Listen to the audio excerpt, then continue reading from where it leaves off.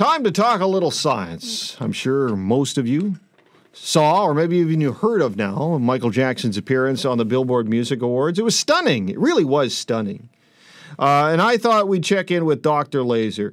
Now, he is at the Holographic Studios in New York. His name is Jason Sapan. And although the image and performance of Michael Jackson is amazing, you're saying that it's not truly a hologram? No, that wasn't a hologram. What that was an image that was projected on a screen that was lying on the floor, an ordinary screen, and we're seeing the image simply as a reflection through a great big roll of transparent film. That effect is more like when you're driving in an automobile and you look through the windshield. The tilted windshield will often reflect anything that you have lying on the dashboard. If you were to take off a pair of gloves or mittens and lay them on the dashboard, you would see them through the windshield as if they were floating off in front of the hood of the car. That is the effect that these guys are doing. Okay, well, maybe just for the layperson, tell us what a hologram is exactly then. A hologram is actually a photograph of light waves that have been made from a laser beam, and they're echoing off a surface. Think about the way a tire track would leave a three-dimensional print in the ground that on like a CSI show you'd see them put plaster into it to get an actual model of the tire. That tread would be what a hologram does. It's light pouring into this photographic film where that same sort of imprint, but at the size of light waves, which are incredibly small.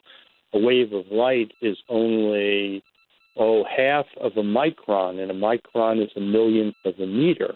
So it's a very, very high-resolution image in full three-dimension without needing any 3D glasses or goggles. We can, in essence, walk around it. It other than putting our hands through it, it seems real.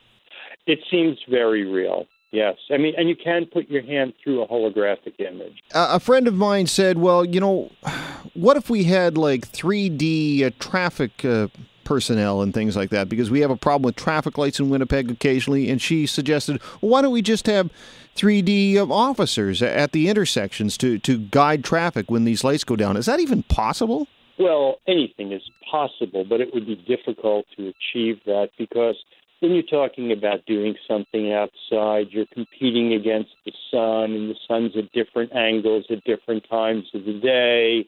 And, there would be a lot of equipment required to put it so that each different car, looking at things from a different angle, would be seeing the same thing at the same time.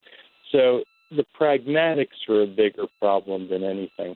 And what about in movies? Could we see 3D technology or, I guess, holograms in movies? Well, that's a yes and a no answer. Yes, you could see it, but right now I think what's available as a 3D movie is pretty entertaining. And, what is the expression, don't fix it if it ain't broke? That's Jason Sapan. He is known as Dr. Laser from his Holographic Studios in New York.